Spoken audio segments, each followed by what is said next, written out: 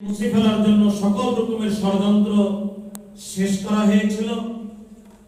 এই দলের শীর্ষ প্রায় 1 ডজনেরও বেশি নেতৃবৃন্দকে কাউকে ফাঁসিতে, কাউকে জেলখানায় মেডিকেল কিলিং এর মাধ্যমে এই দেশ থেকে বিদায় দেওয়ার চেষ্টা করা হয়েছিল এবং অনেককে বিদায় দেওয়া হয়েছিল। সবকিছুর অবসান ঘটিয়ে আজকে ইসলামকে, এদেশের সকল রাজনৈতিক নেতৃবৃন্দকে, এদেশের জনগণকে, বিশেষ করে ওলামায়ে কেরামদেরকে মাঠে ময়দানে কথা বলার সুযোগ যে আল্লাহ রাব্বুল আলামিন দিয়েছেন, তার শাহী দরবারে শুকরগুজার হচ্ছি। আমরা পড়ছি সবাই আলহামদুলিল্লাহ। আপনাদের শুকরিয়া আদায়ের ভাব দেখে মনে হচ্ছে এখনো মুক্ত হতে পারেন নাই।